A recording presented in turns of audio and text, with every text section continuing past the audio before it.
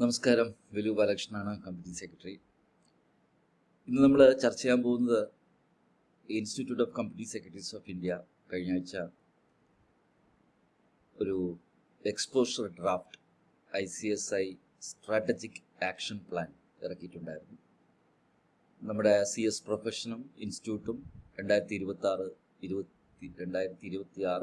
2030 വരെയുള്ള കാലഘട്ടത്തിൽ എങ്ങനെയൊക്കെ മാറണമെന്നും എന്തൊക്കെ മാറ്റങ്ങൾ ഈ കോഴ്സിനും CS കോഴ്സിനും അതുപോലെ തന്നെ CS പ്രൊഫഷനും ഉണ്ടാവണമെന്ന് പറഞ്ഞ് ഒരു എക്സ്പോഷർ ഡ്രാഫ്റ്റ് ഇറക്കിയിട്ടുണ്ടായിരുന്നു. സോഷ്യൽ മീഡിയയിലൊക്കെ അത് വലിയ ചർച്ചയായി. ഒരുപാട് കുട്ടികളും പാരൻസും എന്നോട് ചോദിച്ചു, സാറിന് ഒരു വീഡിയോ ഇട്ടുകൂടെയും ചോദിച്ചു. ഞാൻ പറഞ്ഞു വിടാം. ഇതിപ്പോൾ ഒരു SAP എന്നാണ് പറയുന്നത്, സ്ട്രാറ്റജിക് ആക്ഷൻ പ്ലാൻ ഇൻസ്റ്റിറ്റ്യൂട്ട് ഇറക്കിയിട്ടേ ഉള്ളൂ. സ്റ്റേക്ക് ഹോൾഡേഴ്സിനടുത്ത് കമൻസ് ചോദിച്ചുകൊണ്ട് ആദ്യമായി ഈ വീഡിയോ കേൾക്കുന്ന എല്ലാവരും മനസ്സിലാക്കേണ്ടത് ഇതൊരു ഡ്രാഫ്റ്റ് മാത്രമേ ഉള്ളൂ, ഒരു ആക്ഷൻ പ്ലാനിൻ്റെ. 2, ഇപ്പോൾ പബ്ലിക്കിൽ നിന്നും ഇതുമായിട്ട് ബന്ധപ്പെട്ട സ്റ്റുഡൻസും ഫാക്കൽറ്റീസും പ്രൊഫഷണൽസും നിന്നും മറ്റുള്ള സ്റ്റേക്ക് ഹോൾഡേഴ്സിൽ നിന്നും കമൻസ് ക്ഷണിച്ചിട്ടേ ഉള്ളൂ. ഇത്തരം കമൻസ് എല്ലാം കിട്ടിയതിന് ശേഷം ഇൻസ്റ്റിറ്റ്യൂട്ട് കൗൺസിലൊക്കെ വെച്ച് ചർച്ച ചെയ്ത് പിന്നെ കമ്പനി സെക്രട്ടറീസ് ആക്ടിൽ മാറ്റങ്ങളൊക്കെ വരുത്തിയിട്ട് മാത്രമേ ഇത് പ്രാബല്യത്തിൽ വരത്തുള്ളൂ എന്നുള്ള കാര്യം ആദ്യം മനസ്സിലാക്കുക. ചില കുട്ടികൾ വിളിച്ചു ചോദിക്കുന്നു, ഇതിൽ മാർക്കിലൊക്കെ ചില വ്യത്യാസമുണ്ട്, സിലബസ് വ്യത്യാസമുണ്ട്, നമുക്ക് ആപ്ലിക്കബിൾ ആണോ? നിങ്ങൾക്കൊന്നും ആപ്ലിക്കബിൾ അല്ല. ഇതൊരു ഫ്യൂച്ചർ ഡേറ്റിൽ മാത്രമേ വരുന്ന കാര്യമാണ്. എങ്കിലും ഒരു ഡയറക്ഷൻ നമുക്ക് മനസ്സിലാക്കാൻ പറ്റും, നമ്മൾ എങ്ങോട്ടാണ് ഈ CS പ്രൊഫഷൻ പോകുന്നുള്ളത് നിങ്ങൾക്ക് മനസ്സിലാക്കാൻ പറ്റും. അതുകൊണ്ട് ആദ്യമേ പറയുന്നു, ഇതൊരു അവയർനെസ് പർപ്പസിന് വേണ്ടി മാത്രമുള്ള വീഡിയോ ആണ്. ഇതിൽ ആക്ട് ചെയ്യരുത്. ഇതൊരു ഡ്രാഫ്റ്റ് മാത്രമായിട്ടുള്ളൂ, എക്സ്പോഷർ ഡ്രാഫ്റ്റ്. കമൻസ് വിളിച്ചിട്ടേ ഉള്ളൂ. എങ്കിലും ഇനിഷ്യലായിട്ടുള്ള കാര്യത്തിനെ കുറിച്ച് മാത്രമാണ് നമ്മൾ ചർച്ച ചെയ്യുന്നത്.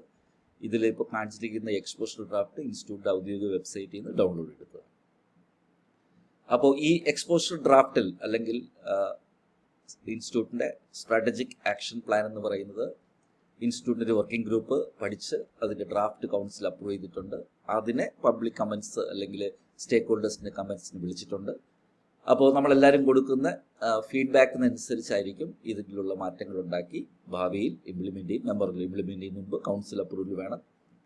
അതിന് പുറമെ കമ്പനി സെക്രട്ടറീസ് ആക്ടിലും ഗൈഡ് ലൈൻസിലും എല്ലാം മാറ്റങ്ങൾ വരുത്തേണ്ടി വരും. അപ്പോൾ ഒരുപാട് സമയമെടുക്കും, ഒരുപാട് കാലങ്ങളെടുത്തായിരിക്കും വരുന്നത്. പക്ഷേ എങ്കിലും ഇപ്പോഴത്തെ കുട്ടികൾക്കും ഇപ്പോഴത്തെ പ്രൊഫഷണൽസ് ഇത് കേൾക്കുന്ന വീഡിയോ കേൾക്കുന്ന ഇപ്പോൾ കേൾക്കുന്നവർക്ക് നമ്മളെ പ്രൊഫഷണൽ എങ്ങോട്ടാണ് പോകുന്നു എന്നുള്ളതിനെ കുറിച്ച് ഒരു ഡയറക്ഷൻ നമുക്ക് തീർച്ചയായിട്ടും കിട്ടും. അപ്പോൾ ഇതിൻ്റെ കമൻസ് ആദ്യമേ പറയട്ടെ. ഞാൻ കഴിഞ്ഞ ആഴ്ച തന്നെ എൻ്റെ കമൻസ് ഞാൻ ഇതിൽ പബ്ലിക്കിന്, അതായത് സ്റ്റേക്ക് ഹോൾഡേഴ്സിന് കമൻസ് ചോദിച്ചിട്ടുണ്ട് ഞാൻ പറഞ്ഞല്ലോ. അപ്പോൾ ആർക്ക് വേണമെങ്കിലും അതിലൊരു ഫോം ഉണ്ട്, അതിൽ കമൻസ് സബ്മിറ്റ് ചെയ്യാം. എൻ്റെ കമൻസ് ഞാൻ സബ്മിറ്റ് ചെയ്ത് കഴിഞ്ഞു. ഇതിൽ ചില ആശയങ്ങൾ, എൻ്റെ ചില അഭിപ്രായങ്ങൾ പറയാം. നിങ്ങൾക്കും തീർച്ചയായിട്ടും എൻ്റെ അഭിപ്രായങ്ങൾ കമൻറ്റ് ബോക്സിൽ പറയാം. അല്ലെങ്കിൽ നിങ്ങൾക്കും ഇതിൽ ഗൂഗിൾ ഫോം ഉണ്ട്, അതിൽ നിങ്ങൾക്ക് എന്ത് ചെയ്യാൻ പറ്റും, നിങ്ങൾക്ക് നിങ്ങളുടെ സജഷൻസ് ഇൻസ്റ്റിറ്റ്യൂട്ടിൽ സമർപ്പിക്കാവുന്നതാണ്, സമയപരിധിക്കകത്ത്. ഇത് കേൾക്കുന്ന എല്ലാവർക്കും മനസ്സിലാക്കേണ്ടത് ഇതൊരു വലിയൊരു ഡോക്യുമെൻ്റ് ആണ്. ഈ CS കോഴ്സ് മാത്രം ബന്ധപ്പെട്ടതല്ല. ഇൻസ്റ്റിറ്റ്യൂട്ടിൻ്റെ സ്ട്രക്ചർസിലും ചാപ്റ്റർ മാനേജ്മെൻറ്റിലും റീജിയണൽ കൗൺസിൽ മാനേജ്മെൻറ്റിലും അതുപോലെ ഇൻസ്റ്റിറ്റ്യൂട്ടിൻ്റെ നമ്മളെ പ്രൊഫഷൻ്റെ ബ്രാൻഡ് വാല്യൂവിനെ കുറിച്ചും എല്ലാ അർത്ഥത്തിലുള്ളൊരു 360 എൻ്റെ അഭിപ്രായത്തിൽ I should congratulate the ICSI team. Because എല്ലാ അർത്ഥത്തിലും വെച്ചാൽ ഇൻസ്റ്റിറ്റ്യൂട്ടിൻ്റെ എല്ലാ മേഖലകളിലും ഈ പ്രൊഫഷൻ്റെ എല്ലാ മേഖലകളെയും ടച്ച് ചെയ്തുകൊണ്ടുള്ളൊരു ആക്ഷൻ പ്ലാനാണ്. ഓക്കെ, അപ്പോൾ ഈ വീഡിയോ കൂടുതലും ഞാൻ സ്റ്റുഡൻസിനെ ഫോക്കസ് ചെയ്ത് കൊടുക്കണം. എന്നെ വിളിച്ച് ചോദിച്ചതും വീഡിയോ എടുക്കാൻ ചോദിച്ചതും സ്റ്റുഡൻസാണ്. അപ്പോൾ അവർക്ക് വേണ്ടിയുള്ള കാര്യങ്ങളായിരിക്കും ഞാൻ ഈ വീഡിയോയിൽ കൂടുതലും ഹൈലൈറ്റ് ചെയ്യുന്നത്. അപ്പോൾ അതുകൊണ്ട് ഇൻട്രൊഡക്ഷൻ പാരഗ്രാഫൊക്കെ നമ്മൾ വിടുന്നു. അതിൻ്റെ കാര്യങ്ങളൊക്കെ ഇതൊരു 5 ഇയർ ആക്ഷൻ പ്ലാനാണ്. 2026 മുതൽ 2030 വരെയുള്ള ആക്ഷൻ പ്ലാനാണ്. അപ്പോൾ അതിൻ്റെ കമ്മിറ്റി മെമ്പേഴ്സിനെ കുറിച്ചൊക്കെ അതിൻ്റെ അകത്തുണ്ട്. അപ്പോൾ നമുക്ക് തൽക്കാലം അതൊന്നും വേണ്ട. അപ്പോൾ നമുക്ക് കൂടുതലും സ്റ്റുഡൻസ് അതായിരിക്കുമല്ലോ നിങ്ങൾ എക്സ്പെക്റ്റ് ചെയ്യുന്ന കാര്യം അല്ലേ. അപ്പോൾ എന്തൊക്കെയാണ് പ്രപ്പോസൽസ് എന്ന് പറഞ്ഞ് നമുക്ക് നോക്കാം. അപ്പോൾ ഇതൊരു പ്രപ്പോസൽസ് ആണ് അല്ലേ. അപ്പോൾ പ്രപ്പോസൽസ്, കുട്ടികൾക്ക് ആവശ്യമുള്ള പ്രപ്പോസൽ ഞാൻ അതിലോട്ട് എത്താം. മെയിനായിട്ട് ഈ ക്ലോസ് 5ലാണ് കുട്ടികൾക്ക് അല്ലെങ്കിൽ കുട്ടികൾക്ക് കേൾക്കാൻ താല്പര്യമുള്ള വന്നിരിക്കുന്നത് ക്ലോസ് 5. ഇതിലാണ് കമ്പനി സെക്രട്ടറിഷിപ്പ് കോഴ്സിൻ്റെ സ്ട്രക്ചർ ഇനി അങ്ങോട്ട് എങ്ങനെ ആയിരിക്കണമെന്ന് ഇൻസ്റ്റിറ്റ്യൂട്ടിൻ്റെ വർക്കിംഗ് ഗ്രൂപ്പ് സജഷൻസ് കൊടുത്തിട്ടുള്ളത്. ഒരുപാട് പഠനങ്ങളും ഒത്തിരി റിസർച്ചും ഒത്തിരി ക്വസ്റ്റ്യനേഴ്സും അല്ലെങ്കിൽ ഒത്തിരി പ്രബുദ്ധരുടെ അഭിപ്രായങ്ങളൊക്കെ ചോദിച്ചിട്ടാണ് ഇൻഡസ്ട്രിയിൽ ഇപ്പോൾ ആവശ്യത്തിലും ഭാവിയിൽ ആവശ്യത്തിനും വേണ്ടിയുള്ള കമ്പനി സെക്രട്ടറിമാരെ വാർത്തെടുക്കാൻ വേണ്ടിയുള്ള രീതിയിലുള്ള മാറ്റങ്ങളാണ് വിഭാവന ചെയ്തിരിക്കുന്നത്. വീണ്ടും ഞാൻ പറയുന്നു, ഇതൊരു ഇനിഷ്യൽ ഡ്രാഫ്റ്റ് മാത്രമേ ആയിട്ടുള്ളൂ. കോഴ്സ് നിങ്ങൾക്കറിയാം, 3 ലെവലാണ് നമ്മുടെ കോഴ്സ്. CS കോഴ്സ്, പണ്ട് CS entrance examination, executive programme, professional programme.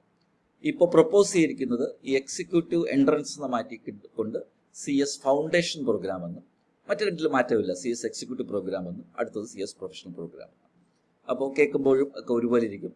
അപ്പോൾ ഫൗണ്ടേഷൻ പ്രോഗ്രാം മിയർലി ഒരു പഴയ എൻട്രൻസ് എക്സാം എന്ന് പറയുന്നതിന് പുറമെ ഇനിയിപ്പോൾ അതൊരു കോഴ്സായിട്ട് തന്നെ വരും. CS ഫൗണ്ടേഷൻ പ്രോഗ്രാം ഒരു കോഴ്സാണ്, എക്സിക്യൂട്ടീവ് പ്രോഗ്രാം അടുത്ത കോഴ്സാണ്, ഫൗണ്ടേഷൻ പ്രൊഫഷണൽ അടുത്ത കോഴ്സ്. അങ്ങനെ 3 ലെവലായിട്ട് കുറച്ചുകൂടി ഓർഡറായിട്ട് വരുന്നുണ്ട്. ഫൗണ്ടേഷൻ പ്രോഗ്രാമിൽ അതായത് പഴയ എൻട്രൻസ് എന്ന് പറയുന്നത് ഓൺലൈൻ മോഡിലായിരിക്കും എക്സാംസ് നടത്തുക. അതുപോലെ ഫിസിക്കൽ മോഡിൽ ക്ലാസ്സും ഓൺലൈൻ മോഡിൽ ക്ലാസ്സും, ഇത് ഏത് വേണമെന്നുള്ളതിനെക്കുറിച്ച് സജഷൻസ് ചോദിച്ചിട്ടുണ്ട്. നിങ്ങൾക്കെല്ലാം അതിൻ്റെ സജഷൻസ് കൊടുക്കാവുന്നതാണ്, എങ്ങനെയായിരിക്കണം അതിൻ്റെ ക്ലാസ് മോഡിൽ. പക്ഷേ എക്സാം പൊതുവെ ഒരു ഓൾ ഇന്ത്യ ബേസ്ഡിലായിട്ടുള്ളൊരു ഓൺലൈൻ എക്സാം ആയിരിക്കും. പക്ഷേ കോഴ്സ് പറയുന്ന ചാപ്റ്റേഴ്സിലും റീജിയണൽ കൗൺസിലും ഒക്കെ എന്തുണ്ടാവും, ക്ലാസ്സസ് ഉണ്ടാവും. റെഗുലർ കോഴ്സ് പോലെ ഫീൽ ചെയ്യുന്ന രീതിയിൽ ആക്കിയെടുക്കാനാണ് ഇൻസ്റ്റിറ്റ്യൂട്ട്. അപ്പോൾ കണ്ടോ, ഓൾട്ടർനേറ്റീവ് ആണ് അവിടെ എഴുതിക്കുന്നുണ്ട്. ഓൾട്ടർനേറ്റീവ് 1, ഓൾട്ടർനേറ്റീവ് 2, അങ്ങനെ പല ഓൾട്ടർനേറ്റീവ്സാണ് പറഞ്ഞിരിക്കുന്നത്. അപ്പോൾ നമുക്ക് ഇതിൽ സജസ്റ്റ് ചെയ്യാം, അല്ലെങ്കിൽ സ്റ്റേക്ക് ഹോൾഡേഴ്സിന് സജസ്റ്റ് ചെയ്യാം, ഇതിലേത് വേണം, ഓൺലൈൻ കംപ്ലീറ്റ് ഓൺലൈൻ ആയിട്ടുള്ള ക്ലാസ് മതിയോ അതോ ഫിസിക്കൽ ക്ലാസ് വേണോ എന്നുള്ളത് നമുക്ക് സജസ്റ്റ് ചെയ്യാം. എക്സിക്യൂട്ടീവ് പ്രോഗ്രാമും അതുപോലെ തന്നെയാണ്. പരീക്ഷ ഇപ്പോൾ നടക്കുന്ന പോലത്തെ പരീക്ഷയാണ്, പക്ഷേ അതിൻ്റെ ക്ലാസ് വന്നിട്ട് ഓൺലൈൻ പരീക്ഷ, ഓൺലൈനായിട്ടുള്ള ക്ലാസ് വേണോ അതുപോലെ തന്നെ ഫിസിക്കൽ ക്ലാസ് വേണമെന്ന് ഇൻസ്റ്റിറ്റ്യൂട്ട് അഭിപ്രായം ചോദിച്ചിട്ടുണ്ട്. നിങ്ങൾക്ക് അതിൽ സജസ്റ്റ് ചെയ്യാം. ഇപ്പോൾ ഫിസിക്കൽ ക്ലാസ് ആണ് അല്ലേ, ചാപ്റ്റേഴ്സിലും ഒക്കെ അതുപോലെ തന്നെ റീജിയണൽ കൗൺസിലിലും ഒക്കെ ആണല്ലോ ഇപ്പോൾ കൂടുതലും ക്ലാസ്സസ് നടക്കുന്നത്. അത് നിങ്ങൾക്ക് ഫുള്ളി ഓൺലൈൻ സെൻട്രലൈസ്ഡ് ആയിട്ടൊരു ഓൺലൈൻ ക്ലാസ് വേണോ അതോ ഇങ്ങനത്തെ ഇപ്പം നടന്നുകൊണ്ടിരിക്കുന്ന ഫിസിക്കൽ ക്ലാസ് വേണോ എന്നൊരു അഭിപ്രായം ചോദിച്ചിട്ടുണ്ട് കേട്ടോ. അപ്പോൾ ഇപ്പോൾ നമ്മൾ കണ്ട പേജിലുള്ള മെയിൻ സജഷൻ മാറ്റം എന്ന് പറയുന്നത് എൻട്രൻസ് എക്സാം മാറ്റിക്കൊണ്ട്, അല്ലെങ്കിൽ എൻട്രൻസ് എന്ന് പറയുന്ന പേര് മാറ്റിക്കൊണ്ട് അതൊരു കോഴ്സായിട്ട് തന്നെ CS ഫൗണ്ടേഷൻ പ്രോഗ്രാമായിട്ട് മാറും. പ്രൊഫഷണൽ പ്രോഗ്രാമും അതുപോലെ തന്നെയാണ് എക്സ്പെക്ട് ചെയ്യുന്നത്. പ്രൊഫഷണൽ പ്രോഗ്രാമിൽ ഒരു പുതിയൊരു കാര്യം ഇൻസ്റ്റിറ്റ്യൂട്ട് അവതരിപ്പിക്കാൻ ഒരു സാധ്യത ഉള്ളത്, അല്ലെങ്കിൽ പ്രൊപ്പോസ് ചെയ്തിട്ടുള്ളത്, ഈ പറഞ്ഞ പോലെ ക്ലാസ് റൂം സെഷൻസ് കൊടുക്കുക, പഠിപ്പിക്കുന്ന കാര്യങ്ങളൊക്കെ വയ്ക്കുക. അതേപോലെ തന്നെ അവസാനം നമുക്ക് CLDP എന്നൊരു പ്രാക്ടിക്കൽ ആസ്പെക്ട്സ് ഉള്ള ഒരു ട്രെയിനിങ് ഉണ്ട് അല്ലേ, നിങ്ങൾക്കറിയാമായിരിക്കും CLDP. അപ്പോൾ ഈ CLDP ട്രെയിനിങ്ങിനെ കുറച്ചുകൂടി ഇമ്പോർട്ടൻസ് കൊടുക്കാനായിട്ട് ഒരു പുതിയൊരു സംവിധാനം വന്നിട്ടുണ്ട്. അതായത് ക്ലാസ് റൂം പ്രൊഫഷണൽ പ്രോഗ്രാമിന് മാൻഡേറ്ററി ആക്കിക്കൊണ്ടും 3 മാസം വരെ ഇൻസ്റ്റിറ്റ്യൂട്ട് നടത്തുന്ന ക്ലാസ് അറ്റൻഡ് ചെയ്ത് അവിടെ എന്ത് ചെയ്യണം, നിങ്ങൾ പരീക്ഷ എഴുതി പാസ്സാവുന്ന രീതിയിൽ, മനസ്സിലായില്ലേ, പരീക്ഷ എഴുതി പാസ്സാവുന്ന രീതിയിൽ ചെയ്യണം. അപ്പോൾ അതെങ്ങനെയാണെന്ന് ചോദിച്ചിരുന്നുണ്ടെങ്കിൽ ഇൻസ്റ്റിറ്റ്യൂട്ട് അല്ലെങ്കിൽ പ്രൊപ്പോസ് ചെയ്യുന്ന രീതി എന്ന് വെച്ചാൽ 70% വന്നിട്ട് റെഗുലർ എക്സാം പാറ്റേണിലും, അതായത് നമ്മൾ സാധാരണ നടക്കുന്ന എക്സാം പാറ്റേണിലും 30% വെയിറ്റേജ് വന്നിട്ട് ഈ ഇൻസ്റ്റിറ്റ്യൂട്ടിൽ ക്ലാസ്സുകളിൽ നടക്കുന്ന കാര്യങ്ങൾക്ക് ഉപരി ഈ നിങ്ങൾ ട്രെയിനിങ്ങിന് പോകുന്ന, അതായത് പ്രാക്ടിക്കൽ ട്രെയിനിങ്ങിൽ പോകുന്ന അവിടെ നിന്നുള്ള ചോദ്യങ്ങൾ വരുന്ന രീതിയിലാണ് ചെയ്യുന്നത്. ഇത് പ്രൊഫഷണൽ പ്രോഗ്രാമിന് മാത്രമേ ഉള്ളൂ. ഒന്നുകൂടി പറയാം, 100 മാർക്ക് ചോദ്യത്തിന് 2ആയിട്ട് തിരിക്കും പ്രൊഫഷണൽ പ്രോഗ്രാമിൻ്റെ പരീക്ഷയിൽ. അപ്പോൾ ഒന്നുകൂടി നേരത്തെ പറയട്ടെ, കൺഫ്യൂസ് ചെയ്യേണ്ട, CS പ്രൊഫഷണൽ പ്രോഗ്രാം പഴയതുപോലെയാണ്. പക്ഷേ ഒരു 3 മാസത്തെ class room, physical class room കൂടെ അല്ലെങ്കിൽ ഫിസിക്കൽ ക്ലാസ്സസ് കൂടെ ഇൻസ്റ്റിറ്റ്യൂട്ട് പ്രൊവൈഡ് ചെയ്യുന്ന ഒരു രീതിയാണ് പറയുന്നത്. രണ്ടാമത്തെ മാറ്റം പ്രൊഫഷണൽ പ്രോഗ്രാം വരുമ്പോൾ അസസ്മെന്റ് ക്രൈറ്റീരിയ, പരീക്ഷയ്ക്കുള്ള അസസ്മെന്റ് ക്രൈറ്റീരിയ എന്നുള്ളത് അല്ലെങ്കിൽ ക്വസ്റ്റ്യൻ എന്ന് പറയുന്നത് 2ആയിട്ട് തിരിക്കും. 70% സാധാ റെഗുലർ എക്സാമിനേഷൻ പോലെ ഉള്ളതും അതിൽ 30% വന്നിട്ട് ഇത് കൂടുതലും വന്നിട്ട് പ്രാക്ടിക്കൽ ട്രെയിനിങ്ങിൽ നിന്ന് വരുന്നതാണ്. അതാണ് കണ്ടിരിക്കുന്നത്. 30% weightage to be given for mark secured in monthly assessment at foundation or executive level and practical level learning at professional level. അപ്പോൾ പ്രൊഫഷണൽ ലെവലിൽ നിങ്ങൾ ഗെയിൻ ചെയ്യുന്ന പ്രാക്ടിക്കൽ എക്സ്പീരിയൻസും അതുപോലെ തന്നെ മന്ത്ലി അസസ്മെന്റ്, ക്ലാസ് റൂമിൽ ചെയ്യുന്ന മന്ത്ലി അസസ്മെന്റ്, അതിൻ്റെ എല്ലാ മാർക്കും കൂടെ കൂട്ടിക്കൊണ്ടൊരു വെയിറ്റേജ്. നമ്മൾ കോളേജിലൊക്കെ അങ്ങനെയില്ലേ, പ്രാക്ടിക്കൽസ് ഇത്ര ശതമാനം, പരീക്ഷ ഇത്ര ശതമാനം ഒന്നുമില്ല. അതേ മോഡലാണ് ഇവിടെ അവർ എൻവിസേജ് ചെയ്തിരിക്കുന്നത്. അപ്പോൾ അതൊരു എൻ്റെ അഭിപ്രായത്തിൽ നല്ലതാണ്. കുറച്ചുകൂടി പ്രാക്ടിക്കൽ കാര്യങ്ങൾക്ക് കുറച്ചുകൂടി നിങ്ങൾ കൂടുതൽ കോൺസെൻട്രേറ്റ് ചെയ്യും, ക്ലാസ് റൂംസ് കൂടുതൽ കോൺസെൻട്രേറ്റ് ചെയ്യും. അതുപോലെ തന്നെ അസസ്മെൻറ്റ്സ് ഒക്കെ വരുമ്പോൾ ഫൗണ്ടേഷനിലും എക്സിക്യൂട്ടീവിലും ഒക്കെ നിങ്ങൾ ഉള്ള ഇൻറ്റേർണൽ അസസ്മെൻറ്റ്സ് ഒക്കെ നിങ്ങൾ കുറച്ചുകൂടി എന്ത് ചെയ്യും, നിങ്ങൾ കുറച്ചുകൂടി ഫോക്കസ് ചെയ്യും. അപ്പോൾ അതൊരു നല്ലൊരു കാര്യമാണ്. അപ്പോൾ 100 മാർക്ക് പരീക്ഷ എന്ന് പറയുന്നത് 70 മാർക്ക് മാത്രമേ പരീക്ഷ കാണത്തുള്ളൂ. 30 മാർക്ക് നിങ്ങളുടെ വെയിറ്റേജ് എന്ന് പറയുന്നത് കൂടുതലും നിങ്ങൾ ചെയ്യുന്ന പ്രാക്ടിക്കൽ ലേണിങ്ങിൻ്റെയും അങ്ങനത്തെ രീതിയിൽ ആസ്പദമാക്കി മാർക്ക് വരും. ഇത് കമ്പയർ ചെയ്യാൻ എളുപ്പമാണ്. നമ്മൾ കോളേജിലൊക്കെ പഠിക്കത്തില്ല, പ്രാക്ടിക്കൽസ്, അതുപോലെ തന്നെ ക്ലാസ് റൂം പരീക്ഷ, അങ്ങനെ ഒരു മിക്സാണ് അവർ പ്ലാൻ ചെയ്യുന്നത്. അത് പ്രൊഫഷണൽ പ്രോഗ്രാമിന് മാത്രമേ ഉള്ളൂ. ഇനി ഏറ്റവും കൂടുതൽ കുട്ടികൾ വറീഡ് ആയിട്ടുള്ളത്, അഥവാ ഏറ്റവും കൂടുതൽ കുട്ടികൾക്ക് ഒരു ബുദ്ധിമുട്ടായിട്ട് അല്ലെങ്കിൽ പെട്ടെന്ന് ശ്രദ്ധയപ്പെടുന്ന ഒരു കാര്യമാണ് ഈ പാസിംഗ് ക്രൈറ്റീരിയ. എല്ലാവരും ശ്രദ്ധിച്ച് കേൾക്കുക. ഇപ്പോഴത്തെ രീതി പ്രകാരം ഒരു മോഡ്യൂൾ എഴുതുമ്പോൾ ഒരു പേപ്പറിന് 40% മാർക്കും, മൊത്തത്തിൽ ആ മോഡ്യൂളിന് 50% മാർക്ക് കൊടുക്കുമ്പോൾ ആ മോഡ്യൂൾ പാസ്സാവും അല്ലേ? പ്രൊപ്പോസ് ചെയ്തിരിക്കുന്ന രീതി എന്ന് വെച്ചാൽ ഒരു മോഡ്യൂള് പാസ്സാവുമ്പോൾ അതിൽ ഒരു പേപ്പറിന് 40% പകരം ഇപ്പോൾ 50% മാർക്ക് എടുക്കണം പാസ്സാവാൻ. അടുത്ത് ഗ്രൂപ്പ് പാസ്സാവാൻ മൊത്തത്തിൽ 50% വേണ്ടിയിരുന്നത് അതിപ്പോൾ 55% എന്ത് ചെയ്യുന്നുണ്ട്, കൂട്ടാൻ പോകുന്നു. അപ്പോൾ ഇത് പൊതുവെ ഞാൻ പറഞ്ഞില്ല, അഭിപ്രായ വ്യത്യാസം പലർക്കും ഉണ്ടാവാം. നിങ്ങളുടെ അഭിപ്രായ വ്യത്യാസങ്ങളുണ്ടെങ്കിൽ നിങ്ങൾ ഇൻസ്റ്റിറ്റ്യൂട്ടിൽ സജഷൻസ് കൊടുക്കുക. അപ്പോൾ അതിൻ്റെ മാറ്റം മനസ്സിലായല്ലോ അല്ലേ? ഇപ്പോൾ ഇരിക്കുന്നതിൽ എങ്ങനെയാണ്, ഒരു മോഡൽ എഴുതുമ്പോൾ ഇപ്പോൾ എക്സിക്യൂട്ടീവിൻ്റെ ഒരു ഗ്രൂപ്പ് എഴുതിയെന്നുണ്ടെന്നുണ്ടെങ്കിൽ ഒരു പേപ്പറിന് മിനിമം 50 എടുക്കണം, ടോട്ടൽ ആ ഗ്രൂപ്പിന് 50% എടുക്കണം. ഇനി വരുന്ന എങ്ങനെയാണ്, ഒരു പേപ്പറിന് മിനിമം 40 പകരം 50 എടുക്കണം, അപ്പോൾ 10 മാർക്ക് കൂടുതൽ എടുക്കണം അല്ലേ? അതുപോലെ ഗ്രൂപ്പിന് പണ്ട് 50% എടുക്കണം, ഇപ്പോൾ 55% എടുക്കണം. ഇപ്പോൾ എക്സാമ്പിൾ പറയുന്നുണ്ടെങ്കിൽ ഇപ്പോൾ ഫൈനലിൽ എടുക്കാം, ESG ഉണ്ട്, DPA ഉണ്ട്, അതുപോലെ തന്നെ ഈ പറഞ്ഞ എന്താണ് ഇപ്പോൾ ഡ്യൂ ഡെലിജൻസ് ഉണ്ട്. ഇപ്പോൾ 3 പേപ്പർ എന്താണ്, പിന്നെ എന്താ ഉള്ളത്, എലക്റ്റീവ് പേപ്പർ, ഇപ്പോൾ 4 പേപ്പറുണ്ട്. പണ്ടെങ്ങനെ ചെയ്ത് നമ്മൾ ഓരോ പേപ്പറിൽ 40 എടുക്കണം, എല്ലാം കൂടെ കൂട്ടി വരുമ്പോൾ 200 പോളി, അത് 50% പോളി പോകണം. ഇനി മുതൽ ഒരു ഗ്രൂപ്പ് എഴുതുമ്പോൾ, ഇനി മുതൽ എന്ന് വെച്ചാൽ ഇത് നോട്ടിഫൈ ചെയ്ത് കഴിയുമ്പോൾ എല്ലാം ഫൈനലായി വരുമ്പോൾ കേട്ടോ, ഒരു പേപ്പറിന് മിനിമം 40 എടുക്കണം എന്നുള്ള ക്രൈറ്റീരിയ കൂട്ടി മിനിമം 50 മാർക്ക് എടുക്കണം. എന്നിട്ട് ഗ്രൂപ്പിന് എത്ര എടുക്കണം, പണ്ട് 50% പാസ്സാവാൻ ഗ്രൂപ്പിൽ ടോട്ടൽ മാർക്കിന് ഗ്രൂപ്പ് അഗ്രിഗേറ്റ് 50% അത് കൂട്ടി ഇപ്പോൾ 55%. അപ്പോൾ ഇത് ഈ പറഞ്ഞ ബോത്ത് മോഡ്യൂൾ എഴുതുമ്പോഴും അതുപോലെ തന്നെ സൈമൾട്ടേനിയസ്ലി ബോത്ത് എഴുതുമ്പോഴും അതുപോലെ തന്നെയാണ് സംഭവം. ഒരു മിനിമം മാർക്ക് ഓരോ പേപ്പറിൽ 50%, അഗ്രിഗേറ്റ് 55%. ചുരുക്കി പറഞ്ഞാൽ 40 മാർക്ക് എന്ന ക്രൈറ്റീരിയയെ 50 മാർക്കാക്കി 50% എന്ന് പറഞ്ഞാൽ അഗ്രിഗേറ്റ് മാർക്കിനെ 55% കൂട്ടും. അപ്പോൾ ഇത് വെൽക്കമിങ് ആണോ അല്ലേ എന്നുള്ളത് ഞാൻ പറഞ്ഞു, നിങ്ങൾക്ക് വിട്ടുതന്നിരിക്കുന്നു. നിങ്ങൾക്ക് എന്നെ കമൻസിൽ പറയൂ, അല്ലെങ്കിൽ SOAT ഇൻസ്റ്റിറ്റ്യൂട്ടിൽ നിങ്ങൾക്ക് അറിയിക്കാം. എൻ്റെ പേഴ്സണൽ അഭിപ്രായം ഞാൻ ഇൻസ്റ്റിറ്റ്യൂട്ടിൽ ഓൾറെഡി തന്നെ സജഷൻ ഫോമിൽ കൊടുത്തിട്ടുണ്ട്. പിന്നെ എക്സംഷൻ എടുക്കുന്നത് മറ്റൊന്നുമില്ല, 60% മിനിമം 60% എടുക്കണം. ഫ്രം അപ്പിയറിംഗ് അത് നമുക്കറിയാമല്ലോ, പണ്ട് വന്നിട്ട് 60% അതുപോലെ തന്നെ ഇപ്പോഴും അതുപോലെ തന്നെ എന്താണ് 60%. അപ്പോൾ മാറ്റമൊന്നുമില്ല. അപ്പോൾ ഇതാണ് ഒരുപാട് ആൾക്കാർ ചർച്ച ചെയ്യപ്പെടുന്ന ഒരു സോഷ്യൽ മീഡിയയിൽ, ഇൻസ്റ്റാഗ്രാമിലെല്ലാം ചർച്ച ചെയ്യപ്പെടുന്ന ഒരു ആശയം ഇതാണ്. പക്ഷേ പ്രൊഫഷണൽ പ്രോഗ്രാമിൽ നേരത്തെ പറഞ്ഞ മാറ്റം വെൽക്കമിങ് ആണ്. കുറച്ചുകൂടി പ്രാക്ടിക്കൽ കാര്യങ്ങൾക്ക് പിള്ളേർ കുറച്ചുകൂടി എന്ത് ചെയ്യും, കോൺസെൻട്രേറ്റ് ചെയ്യും. അപ്പോൾ ഈ പാസിംഗ് ക്രൈറ്റീരിയ എന്ന് പറയുന്നതിൽ വലിയൊരു ചർച്ച നടക്കേണ്ടതാണ്. അത് ചിലർ പറയുന്നു 40 എടുക്കാനേ പാട്, പിന്നെ ഇങ്ങനെ 50 എടുക്കുമെന്ന് പറയുന്നു. 50% ഗ്രൂപ്പിന് കൊണ്ടുവരാൻ പെടുന്നേ പാട്, ഇപ്പോൾ 50% എടുക്കണമല്ലോ എന്ന് പറയുന്നു. ഞാൻ പറഞ്ഞില്ല, അതെല്ലാം നമുക്ക് ചർച്ച ചെയ്യേണ്ടതും, അതുപോലെ തന്നെ ഇൻസ്റ്റിറ്റ്യൂട്ട് ഞാൻ പറഞ്ഞു ഒരുപാട് എക്സ്പേർട്ട് ആൾക്കാർ പഠിച്ച് ആണ് ഈ ഡ്രാഫ്റ്റ് ഉണ്ടാക്കിയിരിക്കുന്നത്. അപ്പോൾ അതിനനുസരിച്ചായിരിക്കും അതിൻ്റെ ഭാവിയിൽ അതിൻ്റെ ഇംപ്ലിമെൻറ്റേഷനൊക്കെ വരുന്നത്. ഓക്കെ, എന്തായാലും ഞാനത് ഇൻഫോർമേഷന് വേണ്ടി പറഞ്ഞുള്ളൂ. പിന്നെ ഫിസിക്കൽ ക്ലാസ് റൂം ഞാൻ പറഞ്ഞല്ലോ, ഫിസിക്കൽ ക്ലാസ് റൂം പ്രത്യേകിച്ച് പ്രൊഫഷണൽ എക്സാമിനും എക്സിക്യൂട്ടീവ്സിനൊക്കെ കൂടുതൽ ഊന്നൽ നൽകുന്നു പറഞ്ഞു. അതിന് ചില എക്സംഷൻസ് കൊണ്ട് ഇപ്പോൾ ജോലിയുള്ളവർ എങ്ങനെ ക്ലാസ്സിന് പോകും. അപ്പോൾ വർക്കിംഗ് പ്രൊഫഷണൽസിനും അതുപോലെ ഫോറിൻ സ്റ്റുഡൻസിനും ഒക്കെ എന്ത് ചെയ്തിട്ടുണ്ട്, അതിൻ്റെ അകത്ത് എക്സംഷൻസ് തരുന്നുണ്ട്. പിന്നെ പക്ഷേ അതിന് പകരം ഈ വിർച്വൽ ക്ലാസ് ഇപ്പോൾ എല്ലാം ഓൺലൈനാണല്ലോ, ഓൺലൈനായിട്ടുള്ള ക്ലാസ്സസ് അവർ ഓപ്ഷനായിട്ട് കൊടുക്കുമായിരിക്കാം. ഓക്കെ, അപ്പോൾ അങ്ങനെ വരും. ഇനി നിങ്ങളെല്ലാവരും വെയിറ്റ് ചെയ്യുന്ന അടുത്ത കാര്യം സിലബസ്. പാസിംഗ് പെർസെൻറ്റേജിലെ മാറ്റം ഞാൻ പറഞ്ഞു. ഇനി വരുന്നത് സിലബസ്. അവിടെ ആയിട്ട് ചില മാറ്റങ്ങൾ, വളരെ നിർണായകമായ മാറ്റങ്ങൾ വരുത്തിയിട്ടുണ്ട്. നമുക്കത് പതുക്കെ നോക്കാം. കുട്ടികളെ CS ഫൗണ്ടേഷൻ പ്രോഗ്രാം, ഞാൻ കുട്ടികളെ എന്ന് വിളിക്കുന്നേ ഉള്ളൂ, ഇത് പാരൻസിനാണ് ഏറ്റവും കൂടുതൽ ആവശ്യം ഈ ഇൻഫോർമേഷൻ. കാരണം പ്രത്യേകിച്ച് ഇപ്പോൾ +1 പഠിക്കുന്ന കുട്ടികൾ, 10ാം ക്ലാസ് പഠിക്കുന്ന കുട്ടികൾ, ഇവരൊക്കെ ആയിരിക്കുമല്ലോ ഭാവിയിൽ ഇതിലോട്ട് വരുന്നത്. അവർക്കൊക്കെയാണത് ഇതെന്തായിരിക്കും CS കോഴ്സ് ഇനി ഭാവിയിൽ എങ്ങനെ വരും എന്നുള്ളത് അറിയാനായിട്ട്. എന്തായാലും ഇപ്പോൾ പഠിക്കുന്നവർക്ക്, ഇപ്പോൾ പ്രൊഫഷണൽ പ്രോഗ്രാംസ് പഠിക്കുന്ന കുട്ടികൾ വരെ സംശയം പറഞ്ഞു, സാർ ഇത് വരുമോ? ഞാൻ പേടിക്കേണ്ട, നിങ്ങൾക്കൊന്നും ഇപ്പോൾ ഒന്നും പറയുന്നത് ഈ പ്രോസസ്സ് എടുക്കാൻ ഇപ്പോൾ സമയം എടുക്കും. അപ്പോൾ അതൊരു ഇൻസ്റ്റിറ്റ്യൂട്ട് നോട്ടിഫൈ ചെയ്യും അപ്രോപ്രിയേറ്റ് ടൈമിൽ. അതുവരെ ഒരിക്കലും എനിക്ക് തോന്നുന്നു ഒരിക്കലും റിട്രോസ്പെക്റ്റീവ് എഫക്റ്റ് വെച്ച് ഒരിക്കലും ഇത് നോട്ടിഫൈ ചെയ്യാൻ വഴിയില്ല. ഒരു ഡേറ്റ്, ഭാവിയിൽ ഒരു ഡേറ്റ് വെച്ച് മാത്രമേ വരുള്ളൂ. അതുവരെയുള്ള സ്റ്റുഡൻസിന് ഇത് ബാധകമാവത്തില്ല എന്നാണ് എൻ്റെ പേഴ്സണൽ അഭിപ്രായം. സിലബസ് എന്താണ്? ഫൗണ്ടേഷൻ പ്രോഗ്രാം ഇപ്പോഴത്തെ പോലെ തന്നെയാണ്. 4 paper: business communication, corporate law, business corporate law, accounting, അതുപോലെ ബിസിനസ് ആൻഡ് എക്കണോമിക് ഇംപ്രൂവ്മെന്റ്. വലിയ മാറ്റമില്ല. അതിൻ്റെ അകത്ത് ബിസിനസ് ആൻഡ് കോർപ്പറേറ്റ് ലോയിൽ 60% കമ്പനി ലോയ്ക്ക് കുറച്ച് എംഫസിസ് കൊടുത്തിട്ടുണ്ട്. 4 പേപ്പറാണ്, മാറ്റമില്ല.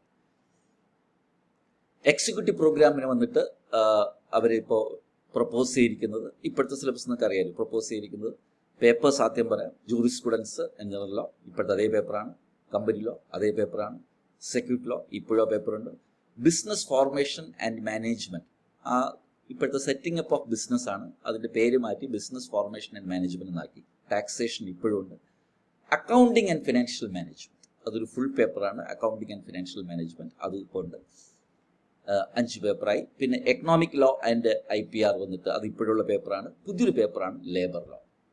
അപ്പോൾ ലേബർ ലോ എന്ന് പറയുന്നത് പുതിയൊരു പേപ്പർ ഇൻട്രൊഡ്യൂസ് ചെയ്തിട്ടുണ്ട്. കാരണം ലേബർ കോഡ് ഇപ്പോൾ വന്നു അല്ലേ, എല്ലാ 29 ലേബർ നിയമങ്ങളെ മാറ്റിക്കൊണ്ട് പുതിയ 4 കോഡ് വന്നു.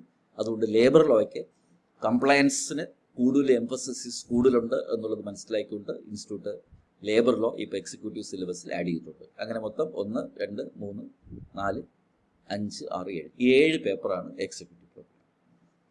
അപ്പോൾ അതിൽ മെയിനായിട്ടുള്ള ഒരു മാറ്റം എന്ന് പറയുന്നത് സെറ്റിംഗ് അപ്പ് ഓഫ് ബിസിനസ്സിൻ്റെ പേര് മാറ്റി ബിസിനസ് ഫോർമേഷൻ ആൻഡ് മാനേജ്മെന്റ് എന്നാക്കി. പിന്നെ ലേബർ ലോ എന്നൊരു പുതിയൊരു പേപ്പർ ലേബർ ലോയ്ക്ക് വേണ്ടി ഇൻട്രൊഡ്യൂസ് ചെയ്തു. അപ്പോൾ ബാക്കി JGL-ലും അതുപോലെ കമ്പനി ലോയും സെക്യൂരിറ്റി ലോ ഒക്കെ അത് ഏത് ഗ്രൂപ്പിൽ വരും എന്നൊക്കെ നമുക്ക് വരും കാലഘട്ടങ്ങളിൽ അറിയാൻ പറ്റത്തുള്ളൂ. എങ്കിലും അതൊരു കമ്പാരിറ്റീവ്ലി ഒരു നല്ലൊരു സിലബസ് ആണെന്നാണ് എൻ്റെ അഭിപ്രായം. പ്രൊഫഷണൽ പ്രോഗ്രാമിന് ഒരു മാറ്റമുണ്ട്. പേപ്പേഴ്സ് സജസ്റ്റ് ചെയ്തിരിക്കുന്നത് compliance and governance and compliance, അതിൻ്റെ അകത്ത് ESG മാറ്റിക്കൊണ്ട് കൂടുതലും കോർപ്പറേറ്റ് ഗവേണൻസിനും കംപ്ലയൻസിനും ഇമ്പോർട്ടൻസ് കൊടുക്കുന്ന രീതിയിൽ ESG എന്നുള്ള പേര് അതിൽ മാറ്റി. ഓഡിറ്റ് ആൻഡ് അഷുറൻസ് ഇപ്പോഴത്തെ CMDD എന്നുള്ള പേപ്പറിൻ്റെ പേര് മാറ്റി ഓഡിറ്റ് ആൻഡ് അഷുറൻസ് എന്നാക്കി. അടുത്തത് CRVI ഇപ്പോഴത്തെ കോർപ്പറേറ്റ് രജിസ്ട്രേഷൻ, അതുപോലെ തന്നെ അതിൻ്റെ അകത്ത് അഡ്വൈസറി എന്നൊരു വാക്കുകൂടെ കയറ്റി പുതിയൊരു പേപ്പർ ഇൻട്രൊഡ്യൂസ് ചെയ്തിട്ടുണ്ട്. ഇൻസോൾവൻസി ലോസ് ആൻഡ് പ്രാക്ടീസ്, IBCയുടെ ഇമ്പോർട്ടൻസ് കൂട്ടാനായിട്ട് ഇൻസോൾവൻസി ലോയ്ക്ക് പ്രത്യേക പേപ്പറുണ്ട്. ഫണ്ട് റൈസിങ് കോർപ്പറേറ്റ് ഫിനാൻസ് പഴയ അതേ ഇതിനെ തന്നെ വേറൊരു പേരിട്ടു. DPA ഇപ്പോഴത്തെ DPAയുടെ കൂടെ അഡ്ജൂഡിക്കേഷൻ ആൻഡ് അഡ്വൈസറി എന്നൊരു പേര് കൂടെ കൂട്ടി. അപ്പോൾ പേപ്പർ 1, 2, 3, 4, 5, 6 പേപ്പർ. അതിന് പുറമെ പുതിയൊരു എക്സ്ക്ലൂസീവ് ഒരു മോഡ്യൂൾ കൊണ്ടുവന്നു. കാരണം ഇപ്പോഴത്തെ സിലബസിൽ നിങ്ങൾക്കറിയാം ഓരോ മോഡ്യൂളിലും ഓരോ ഗ്രൂപ്പിലും ഒരു എലക്റ്റീവ് ഉണ്ട്. അപ്പോൾ എലക്റ്റീവ് ഓരോ മോഡ്യൂളിൻ്റെ അകത്ത് കൊണ്ടുവരുന്നതിന് പകരം ഇൻസ്റ്റിറ്റ്യൂട്ട് പുതിയൊരു മോഡ്യൂളായിട്ട് മാറ്റി. എലക്റ്റീവ് മോഡ്യൂളിൽ തന്നെ ഒരു മോഡ്യൂളായി. അതിൻ്റെ അകത്ത് 5 മോഡ്യൂൾ നിങ്ങൾക്ക് തരും. ഓരോ മോഡ്യൂളിലും 2 പേപ്പർ കാണും. അതിലേതെങ്കിലും ഒരു മോഡ്യൂൾ സെലക്ട് ചെയ്യണം. മനസ്സിലായോ? അപ്പോൾ പ്രൊഫഷണൽ പ്രോഗ്രാമിന് ഇനി മുതൽ 3 മോഡ്യൂൾ വരും. ഒരു മോഡ്യൂൾ അതിൻ്റെ അകത്ത് നമ്മളെ പേപ്പേഴ്സ്, അടുത്ത മോഡ്യൂൾ അതിൻ്റെ അകത്ത് പേപ്പേഴ്സ്, 3 പേപ്പർ 6 പേപ്പറായി. ഇനി ഒരു മോഡ്യൂൾ നിങ്ങൾ എടുക്കണം. അത് ആ മോഡ്യൂളിലെ 2 പേപ്പറാണ് ഒരു മോഡ്യൂളുള്ളത്.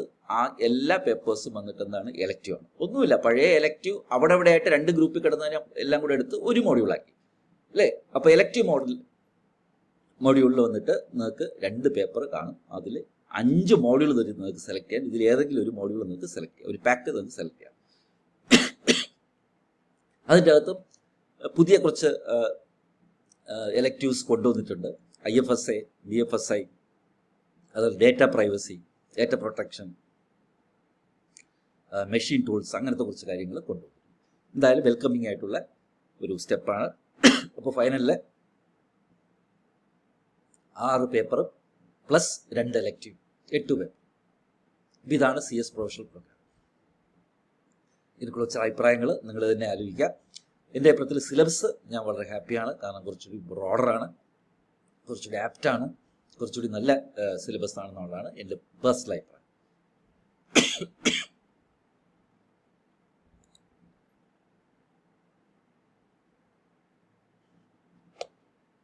ഇനി നമ്മൾ സംസാരിക്കാൻ പോകുന്നത് ട്രെയിനിങ്ങിനെ കുറിച്ചാണ്. അപ്പോൾ എക്സാം പറഞ്ഞു, സിലബസ് പറഞ്ഞു, ഇനി ട്രെയിനിങ്ങിനെ കുറിച്ച്. ട്രെയിനിങ് സ്ട്രക്ചറിൽ നല്ലൊരു മാറ്റം വരുത്തിയിട്ടുണ്ട്. അപ്പോൾ 2 ടൈപ്പ് ട്രെയിനിങ് ആണുള്ളത്. നിങ്ങൾക്ക് ഒന്ന് short term, long term. Short term എന്ന് പറയുന്നത് ഇനി മുതൽ പുതിയ കുട്ടികൾക്ക്, ഫൗണ്ടേഷൻ രജിസ്റ്റർ ചെയ്യുന്ന കുട്ടികൾക്ക് സിപ്പ് സ്റ്റുഡൻസ് ഇൻഡക്ഷൻ പ്രോഗ്രാം 1 ദിവസം, എക്സിക്യൂട്ടീവ് പ്രോഗ്രാം രജിസ്റ്റർ ചെയ്യുന്ന കുട്ടികൾക്ക് 3 ദിവസം TDOP. ഇപ്പോഴും അങ്ങനെയാണ് അല്ലേ, 3 ഡേ ഓറിയന്റഡ് പ്രോഗ്രാം. എക്സിക്യൂട്ടീവ് പാസ്സായതിനു ശേഷം 15 ദിവസം EDP ഫിസിക്കൽ ക്ലാസ് റൂം, ഇപ്പോഴും അങ്ങനെയാണ്. ഫൈനലിൽ വന്നിട്ട് CLDP programme, integrated experience at classroom level. ഞാൻ പറഞ്ഞു ഇവിടെ നിന്നാണ് ഈ പ്രാക്ടിക്കൽ എക്സ്പീരിയൻസിനാണ് മറ്റേ 30% പറഞ്ഞു, 70-30% ചോദ്യങ്ങൾ, 30% വെയിറ്റേജ് കൊടുക്കുന്നത്. ആ പീരീഡ് ഇപ്പം പറഞ്ഞിട്ടില്ല, അത് പിന്നെ പ്രഖ്യാപിക്കും. അപ്പോൾ ഇങ്ങനെ ഷോർട്ട് ടേം ട്രെയിനിങ് 4 തിരിച്ചിട്ടുണ്ട്. ഫൗണ്ടേഷൻ ജോയിൻ ചെയ്ത ഉടനെ 1 ഡേ സിപ്പ്, എക്സിക്യൂട്ടീവ് ജോയിൻ ചെയ്ത ഉടനെ 3 ഡേ TDOP, എക്സിക്യൂട്ടീവ് പാസ്സായി പ്രൊഫഷണൽ തുടങ്ങുന്ന മുമ്പായിട്ട് 15 ഡേ EDP. പ്രൊഫഷണൽ പ്രോഗ്രാമിന് നിങ്ങൾക്ക് ഒരു ഇൻ്റഗ്രേറ്റഡ് എക്സ്പീരിയൻസ് കിട്ടാനായിട്ട് ഒരു CLDP എന്ന് പറയുന്ന training programme, corporate leadership development programme. രണ്ടാമത്തെ ലോങ് ടേം ട്രെയിനിങ്. നിങ്ങൾക്കറിയാം, ലോങ് ടേം ട്രെയിനിങ്ങിനെ കുറിച്ച് ഒരുപാട് ചർച്ചകൾ പല സ്ഥലങ്ങളുമായിട്ട് നടക്കുന്നുണ്ട്, പല രീതികളിൽ നടക്കുന്നുണ്ട്. കൂട്ടണോ കുറയ്ക്കണോ? അപ്പോൾ ഇൻസ്റ്റിറ്റ്യൂട്ട് 3 ഓപ്ഷൻ ആയിട്ട് തിരിച്ചിട്ടുണ്ട്. ഇത് നമുക്ക് എടുക്കാൻ പറ്റുന്ന ഓപ്ഷനായിട്ട് തിരിച്ചെന്നല്ല, ഇത് പ്രൊപ്പോസൽസ് ആണ്. ഒരു ഓപ്ഷൻ എന്ന് പറയുന്നത് CS പ്രൊഫഷണൽ പ്രോഗ്രാം കഴിഞ്ഞിട്ട് ട്രെയിനിങ് തുടങ്ങിയാൽ മതി, 12 മാസം. രണ്ടാമത്തെ ഓപ്ഷൻ എന്ന് പറയുന്നത് CS പ്രൊഫഷണൽ പ്രോഗ്രാം കഴിഞ്ഞ് തുടങ്ങിയാൽ മതി, പക്ഷെ 15 മാസം ഓപ്റ്റ് ചെയ്യാം. മൂന്നാമത്തെ ഓപ്ഷൻ എന്ന് പറയുന്നത് CS എക്സിക്യൂട്ടീവ് കഴിയുമ്പോൾ തന്നെ ട്രെയിനിങ് തുടങ്ങാം, അങ്ങനെയാണെങ്കിൽ 21 മാസം ചെയ്യണം. അപ്പോൾ ഇപ്പോൾ ഇരിക്കുന്നത് ആ മൂന്നാമത്തെ ഓപ്ഷനാണ് ഇപ്പം നിലവിലുള്ളത് അല്ലേ. എക്സിക്യൂട്ടീവ് കഴിയുന്നു, നിങ്ങൾ പ്രൊഫഷണൽ ജോയിൻ ചെയ്തിട്ട് നിങ്ങൾ എന്ത് ചെയ്യുന്നു, അല്ലെങ്കിൽ എക്സിക്യൂട്ടീവ് പാസ്സായിട്ട് നിങ്ങൾ ട്രെയിനിങ്ങിന് പോകുന്നു, EDPക്ക് ശേഷം 21 മാസം ചെയ്യണം ഇല്ലേ, അതാണ്. പക്ഷേ ഇനി ഓപ്ഷൻസ് 2 ഓപ്ഷൻ ഇൻസ്റ്റിറ്റ്യൂട്ട് തരുന്നുണ്ട്, പ്രത്യേകിച്ച് വർക്കിംഗ് പ്രൊഫഷണൽസിനൊക്കെ അങ്ങനെയുള്ളവർ കുറച്ചുകൂടി ഉപയോഗപ്പെടുന്നത്. എന്താണ്, പ്രൊഫഷണൽ പ്രോഗ്രാം കഴിഞ്ഞ് ട്രെയിനിങ് ചെയ്താൽ മതി, 2 ഓപ്ഷൻ എടുക്കാം, ഒന്നി 12 മാസം അല്ലെങ്കിൽ 15 മാസം. അപ്പോൾ അത് എന്തിനാണെന്നുള്ളത് എനിക്ക് ഒരു ക്ലാരിറ്റി ഇല്ല. ഇൻസ്റ്റിറ്റ്യൂട്ട് അങ്ങനെ ഒരു വീണ്ടും ആ 3 മാസം കൊണ്ട് വലിയ വ്യത്യാസമില്ല എനിക്ക് തോന്നുന്നില്ല. അപ്പോൾ അതുകൊണ്ട് ഇൻസ്റ്റിറ്റ്യൂട്ട് അത് എനിക്ക് തോന്നുന്നു 12 നിങ്ങൾ പറഞ്ഞാൽ മതി, അല്ലെങ്കിൽ 15 നിങ്ങൾ പറഞ്ഞാൽ മതിയായിരുന്നു. അത് എന്തിനാണ് അവിടെ 2 ഓപ്ഷൻ മനസ്സിലായില്ല.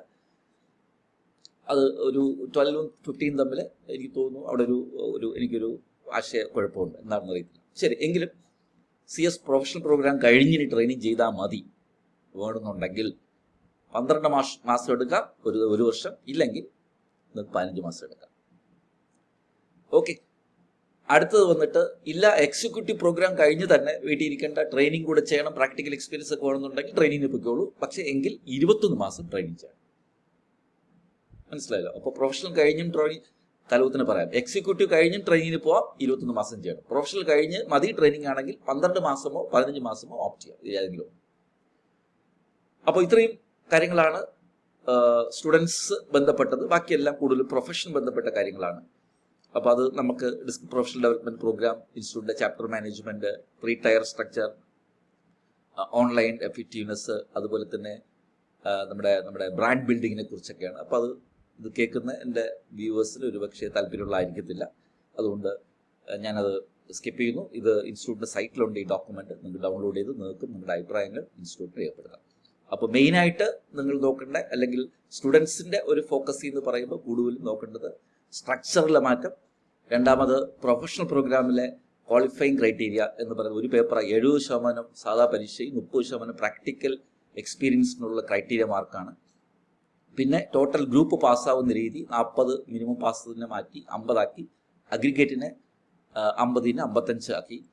അതുപോലെ തന്നെ ട്രെയിനിങ്ങിലും ഇത്തരം മാറ്റങ്ങൾ ഉണ്ടായിട്ടുണ്ട്. അപ്പോൾ ഇതെല്ലാം ഉൾക്കൊള്ളുക. ഞാൻ വീണ്ടും പറയുന്നു, ഇതൊരു ഡ്രാഫ്റ്റ് എക്സ്പോഷർ ഡ്രാഫ്റ്റ് മാത്രമേ ഉള്ളൂ.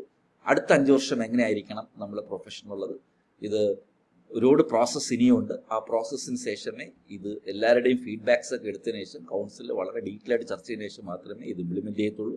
പ്രത്യേകിച്ച് കോഴ്സിലൊക്കെ മാറ്റം ഉള്ളതുകൊണ്ട് കമ്പനി സെക്രട്ടറീസ് ആക്റ്റും ചില ഗൈഡ് ലൈൻസും ഒക്കെ അമെൻഡ് ചെയ്യേണ്ടി വരും. അതുകൊണ്ട് തന്നെ അതിന് കുറച്ച് സമയമെടുക്കും. അപ്പോൾ ഇപ്പോൾ ഇത് കേൾക്കുന്നവർ, അല്ലെങ്കിൽ ഇപ്പോഴത്തെ കുട്ടികൾ ഇതിനെക്കുറിച്ച് ചിന്തിച്ച് വ്യാപലാതിപ്പെടേണ്ട ആവശ്യമില്ല. ഇപ്പോഴത്തെ പഠിത്തത്തിൽ ഫോക്കസ് ചെയ്യുക. പക്ഷെ ഭാവി കുട്ടികൾക്ക് ഇതൊരു ഡയറക്ഷൻ ആയിരിക്കും, നമ്മൾ എങ്ങോട്ടാണ് നമ്മുടെ പ്രൊഫഷൻ കൂടുന്നുള്ളത്. എന്തായാലും CS കോഴ്സ് എന്ന് പറയുന്നത് വളരെ റിച്ച് ആയിട്ടുള്ള, അതായത് റിച്ച് എന്ന് ഉദ്ദേശിച്ചത് വളരെ വൈഡർ സിലബസും ഭയങ്കര പ്രാക്ടിക്കൽ എക്സ്പീരിയൻസ് കൂടുതലും ഫോക്കസ് ചെയ്യുന്ന രീതിയിലുള്ളൊരു സ്ട്രാറ്റജിക് ആക്ഷൻ പ്ലാനാണ് നമ്മുടെ ഇൻസ്റ്റിറ്റ്യൂട്ട് എന്ത് ചെയ്തിരിക്കുന്നത് ഇപ്പോൾ പ്രപ്പോസലായിട്ട് പറഞ്ഞിരിക്കുന്നത്. എന്തായാലും ഇത് ഇംപ്ലിമെൻ്റ് ചെയ്യുന്ന സമയത്ത് നമുക്ക് മറ്റൊരു വീഡിയോയുമായിട്ട് വരാം. അപ്പോൾ നമുക്ക് ഇതിനെക്കുറിച്ച് ഇതിൻ്റെ ബാക്കിയുള്ള കാര്യങ്ങൾ നോക്കാം.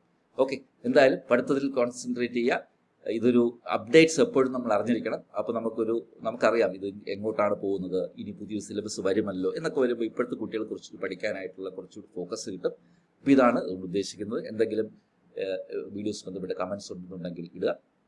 ചാനൽ സബ്സ്ക്രൈബ് ചെയ്യാൻ മറക്കണ്ട. ഇത്തരം അപ്ഡേറ്റ്സുമായിട്ട് വെലു ബാലകൃഷ്ണൻ വീണ്ടും വരാം. ഓക്കെ, അപ്പോൾ ടേക്ക് കെയർ.